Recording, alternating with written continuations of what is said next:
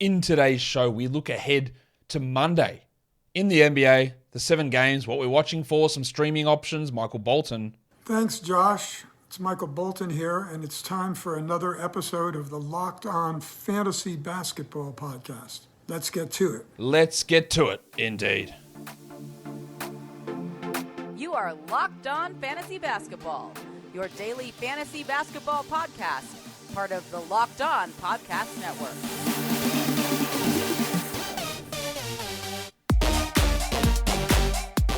Hello and welcome to the Locked On Fantasy Basketball Podcast, brought to you by Basketball Monster. My name is Josh Lloyd and I am the lead fantasy analyst at basketballmonster.com. And you can find me on Twitter, as always, at redrock_bball, on TikTok at redrock_bball, and on Instagram at Locked On Fantasy Basketball. Thank you for making Locked On Fantasy Basketball your first listen every day. We are free and available on all platforms. Today, we're going to look ahead to Monday, what we're watching for, the ins and outs, the things we need to pay attention to, some streaming options. So, Warnie. Let's get it on, Gilly. All right, Nets Cavs is the first game of the day. Cleveland are 2-point favorites at home. The Nets are one of the hottest teams in the NBA as we speak. Joe Harris is questionable for Brooklyn with knee soreness. Rubio, Wade, and Windler are out for Cleveland. I want to watch Ben Simmons. He's looking better. We're not really getting much of the criticism of, Ben Simmons is doing nothing offensively. He's not the same guy. He's not the same guy, but he is improving. He's still got significant limitations, of course, but I think he's settling into that role. He hasn't hit 30 minutes in the last 3 games. He's only done it once in the last 5, so that's a little bit of a worry as for his value, but we are getting a little bit more consistency out of Simmons. I also want to watch Royce O'Neale, whose minutes were really they were ridiculous. And we always worried, hey, what happens when Simmons back and when Curry is there and Warren's playing? Will he play those 38 minutes a night? Because that's what's sustaining him. And the answer is no. He has played 32, 32, 27, 28 the last 3 games. Royce, there was a couple of blowouts in that. But it feels like he's more of a 32-minute guy versus a 38-minute guy. And the shooting has just been bad all season. And while I do think there is improvement in Royce's shooting, what he was doing earlier in the year with the defensive numbers, and in particular the assists, that's fallen away as well. So he went from a guy where I just kept saying at the start of the season, I've seen Royce O'Neale for 3-4 years, and this is not who he is. This is a nice hot streak.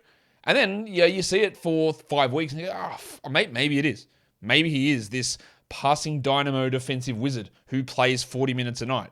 Well, he's not. He's almost the same guy he was in Utah. Still some value there in his assists, but outside of streaming in 12s, I don't think he's a must-roster player. But we're talking about a 7-game day, so let's watch what he does, and he's worth having for that. But we'll see moving forward. For the Cavs, Isaac Okoro. He's been playing pretty well. Yes, Lamar Stevens returned last game, but Okoro started over him. But it did keep Okoro down to just 20 minutes while Stevens got 15, and LeVert's in the mix. And I just think it's going to be a continual mess with that position for most of the season. But we'll see if Okoro can establish anything or establish consistent fantasy value, because he's not there yet. But we'll see, because he's been playing better. I also want to watch Kevin Love, who had a little spike, 24 minutes and 29 minutes in a game where Mobley had foul trouble, then back to 19. He's still very much overrepresented in 12-team category leagues and points leagues. He shouldn't be rostered in those leagues, but he is. But let's see if there's anything that's going to change my mind here. I really, really doubt it, but we'll see what Love is able to do in this situation. The second game we take a look at is the Clippers and the Pistons. The Clippers are 8-point favorites. We know that John Wall is unlikely to play. He's doubtful. Isaiah Livers is out, while there are no players currently listed as questionable for either team. I want to watch Nico Batum, who's been top 100 over the last week, on the back of shooting 57% from 3 and 70+% from 2, of course. But his role and his minutes is going to be something to watch. And at the moment, they're really all over the place. Last 5 games, 31, 10, 33, 20, 25. Look, you can't get any consistency out of that. This is the first of a back-to-back for the Clippers, so I don't expect Wall to play just because of that fact, and then Kawhi won't play on Tuesday. So that does open up a little bit, but I want to see if Batum can maintain that top 100 number. I don't think so. I don't think he's a must-roster guy, but there is value in streaming him here. And then Zubats, we thought we had an idea. Yeah, 23 minutes, 24 minutes with everyone back, and then last game, 34. So now I don't know. Now I don't know what to expect with his minutes. They're all over the place. These were his games. 34, 20, 17, 17, 23, 34. That makes it really hard to deal with him. Like, I think he is a 12-team league guy barely at the back end. But let's get another game to see what the hell the minutes are doing. For the Detroit Pistons. Is that you, Mr. Stewart? Well, who the hell else do you think it'd be? Get in here, you pair of flaming galahs. Isaiah Stewart. Now, story time. Someone tweeted a thread the other day about videos of the sound drops that I play. And it was a great job finding a bunch of them. They're like, I can't find all of them. And they went, yeah, how about the Isaiah Stewart one? And I found it initially on this compilation from Home and Away, and it was in there somewhere, and I found it, right? So then I went through and found it, tagged the guy, said it starts at about whatever minutes it was. And then, 2 days later on my YouTube recommended page, I was seeing there's a full episode Home and Away of Alf buying a waterbed. So I don't know why I started watching it, but it was this episode.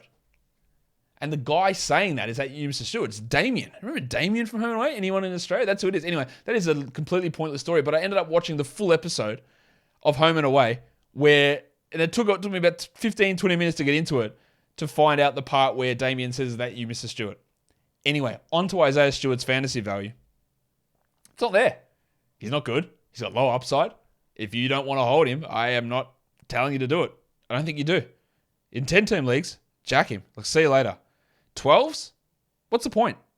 Is he actually giving you more than a streaming waiver wire spot does? Is he your worst player? Almost definitely yes, yeah? Where's the upside in him? I don't think it's really there. So, move on if you need to. Jaden Ivey, another one we want to watch, who has had a couple of good scoring games. I think he's a must-roster points league guy. But the efficiency problems, the lack of rebounds, steals, blocks, assists, the low-volume threes, it always hurts him in category leagues. I'd like to get some more consistency from him before I think he's a must-roster guy in category leagues. I'm not really convinced I'm going to get it. But we'll watch him here and we'll see how it all shakes out. Today's episode is brought to you by BetOnline.net. BetOnline.net is your number one source for sports betting info, stats, news, and analysis. Get all the latest odds and trends for all professional and amateur leagues out there, from pro football to college bowl season to college basketball through to the NBA. They've got it all at BetOnline.net. You can go check out tomorrow night's Chargers-Colts game. Brandon Staley versus Jeff Monday night. The Chargers are 4-point favorites, and if they win, they clinch a playoff spot. I know that because my son's been telling me all weekend about all the results that need to go in their favor for them to get it, and now the only one they need is to beat the Colts. So if you think the Chargers can clinch themselves a spot in the playoffs, well, here you go. They've got 4-point favorites on Monday night. You can find that out over at BetOnline, the fastest and easiest way to get your betting info. Head to the website today or use your mobile device to learn more. BetOnline is where the game starts. Let's look at the Wolves and the Heat. No spread out at this point because, of course, the Heat have a million blokes on the injury report, which is pretty stock standard for them. We know that Karl Anthony Towns is out for Minnesota, but there's also Kyle Anderson, Taurean Prince, and Jordan McLaughlin who are questionable. Prince hasn't played in forever. McLaughlin's been out for about 2 weeks, and now Anderson's missed 3 straight. We do not know their status for Monday, but if they all do miss, then the value of Reed goes up. The value of Austin Rivers goes up as well. The value of Jaden McDaniels marginally spikes, even though he did have a good game last time out. His minutes have been well higher What am I, English? He's been well higher. They've been much higher in the last couple of games. So that's important to note there as well. But we just don't know the status of those players. On the Miami side, of course, a million dickheads are out or questionable, and 2 of them are the biggest dickheads. But not offensively, just general blokes. Bam Adebayo, questionable. Jimmy Butler, questionable. Of course they are. Butler had to leave last game with an ankle problem. He is questionable here. Bam, I've got no idea. Right foot strain. I mean, sure. I don't trust the Heat's injury reporting as far as I can throw it. Caleb Martin is probable. Gabe Vincent is questionable, even though he was ruled healthy last game and then didn't play. He's now become unhealthy again, while Dwayne Dedman is out. And Udonis Haslem continues to be listed as questionable. So again, you cannot trust a single thing on that injury report. I expect Bam to play, and I expect Butler not to, because that's just what Butler does. For the Wolves, I want to watch Naz Reid. Because as I said last game, he and Towns played together. We got 25 minutes from Reid. Well, Gobert, not Towns, sorry, him and Gobert. Gobert played 36. Anderson, Prince, McLaughlin, all out. That's really interesting to get those sort of minutes out of Naz Reid. And 25 for Naz Reid is a 12-team league player. It's only really short term, of course, while Anderson, Prince, McLaughlin, and Towns are out. But he's going to be one to watch, if not streaming. And then Jaden McDaniels, who stepped it up last game and finally brought offense and defense in the one game. Played 39 minutes in that one, Jaden. I don't think that he's a must-roster points league guy, but in categories you still want to hold, even though it's frustrating that he can't push through too far. Usually, onto the Heat. Victor Oladipo was a little bit disappointing last game, but he did get more minutes than Max Strus. He only played 28 of them after playing 30 for 3 straight, and the shooting is looking like it's going to be a consistent issue for Oladipo. But for steals, there's value there with a low-ish volume day as well. He's worth having on a 12-team roster. I also want to watch Haywood Highsmith, who played 23 minutes last game, while Caleb Martin played 19. If Haywood Highsmith gets 28 minutes and Martin stays on the bench, Highsmith's a 12-team league option. In fact, Haywood's already a top 100 player over the last week. Yes, that's because he had a 41-minute game 2 games ago, and they played only 2 games there. But he's playing well. So how the minutes distribute between Highsmith and Martin is a really, really key thing, I think, to watch for this week or for this game. Can't speak. Jazz Spurs. The Jazz are 5-point favorites. No one is ruled out at this point. The only guy questionable is Kelly Olynyk with that ankle problem, which has cost him the last 3 games. I want to watch Walker Kessler in Utah to see what his minutes are. If Olynyk plays, he played like 32 last game while Vanderbilt didn't play that many. Is he a better option than Vanderbilt? Oh, it certainly feels like it, especially for fantasy. But watching the Vanderbilt Kessler minutes, how that works is going to be, I think, pretty important. And then Colin Sexton, who played, what did he play? Like 17 minutes in his first game back, scored well. But as a fully fit and functioning and healthy Sexton, is he 28-minute Sexton or is he 24-minute Sexton? 24-minute Sexton's not someone I care about for fantasy. 28 is. At least more interesting anyway. So let's watch that. For the Spurs, pretty obvious what we want to watch here.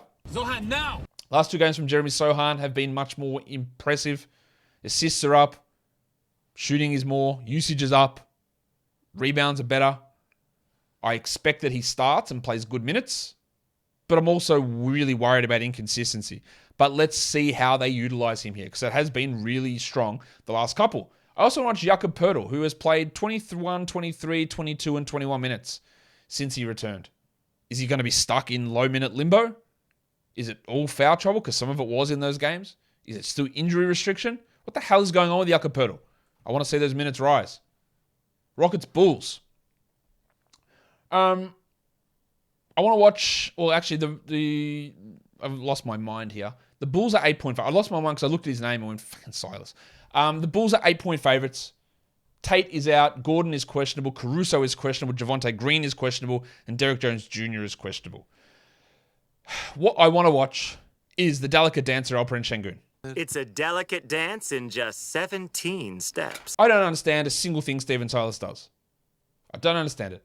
I don't think there's any one Rocket fan who go, yeah, it's a great idea where Şengün, our best center and arguably our best player, plays 27 minutes a night so Garuba and Fernando can play. I don't think any Rockets fan thinks that. I don't think any Rockets fan goes, man, can't wait to get 30 minutes of Eric Gordon again. There's not one person in national media, local fan base that goes, yeah, I understand why Houston's playing Eric Gordon those minutes. No one does. But it still happens. And Şengün continues to play 27 minutes a night. Still posts good numbers. Doesn't mean you have to drop him or do anything stupid. But I want to see can we get him to play consistently good minutes. Oh, but his defense sucks, Josh. All right, cool. How do you reckon he's going to improve it? None of this stuff makes any sense from Silas. So let's see if Şengün can force his hand into 30 minutes. I also want to watch Kevin Porter Jr., who I think's been pretty impressive for most of this season. He's had a few little ups and downs. But can he establish himself as a full-time NBA point guard? I don't think so. But can he do it? I don't know. Let's keep just watching his gradual improvement. For the Bulls, last game, the man who was out of the rotation, Ayo Dosunmu, started and played 30-plus minutes. Was he great? No. Is he streamable? I guess so. But I want to watch his role if Caruso plays. Because Caruso's dealing with that shoulder issue. And again, 2 games ago, Dosunmu played 5 minutes. And then he's played 34 and 33 the last 2. So is he even a 17, 18-minute-a-night guy if Caruso's healthy? Is he just out of the rotation? How are they going to use Dosunmu? And then I also want to watch Vucevic. It's Big Vucevic. Because he's been on a nice little run of things. Shooting the ball really well. Very strong minutes increase. Good usage. And the Bulls have won 3 in a row. And Vuce has been an important part there. So let's see if he's able to do that. His minutes are well up. He played 39 last game. Let's see if that's something that is able to continue for Big Vucevic. The Pacers and the Pelicans. No spread or total at this point. For Indiana, injury-wise, we know Tice is out, and then there's questionable tags on Aaron Nesmith, and for New Orleans, it's Zion Williamson, maybe Brandon Ingram returns, I don't know, and Larry Nance. We'd love to get those updates, of course, we just aren't at this point. I want to watch Jalen Smith sticks. Stand by your man! Because this annoying bloke is top 100 over the last week, largely because he shot the ball really well and he played more minutes with Miles Turner in foul trouble. I do not buy it for a single second. I am not looking at him as a must-roster player. Stream him in, sure, but he might play 17 minutes and have 6 and 4. I also want to watch Humpty Dumpty, Benedict Mathurin, who has really struggled of late. He started with Nesmith out last game, did nothing. What we talk all the time. Like, if your shot doesn't go in, what else are you doing? He's the captain of that team, because the answer is absolutely nothing. Actually, Shaden Sharp's the answer to the question, the captain of that team. He just doesn't play enough minutes for most people to notice. But Mathurin is doing absolutely nothing, and he's not a must-roster category league guy, but maybe he changes my mind. For the Pelicans, how Williamson and Ingram and Nance work in is going to be intriguing. Herb Jones has stepped it up offensively, which was always a marginal expectation with Zion out. We thought, all right, he'll do a little bit more. And it has been the case. He's been really solid. I don't think he's anything more than a streamer as we move forward, but with those players out, it's been really good.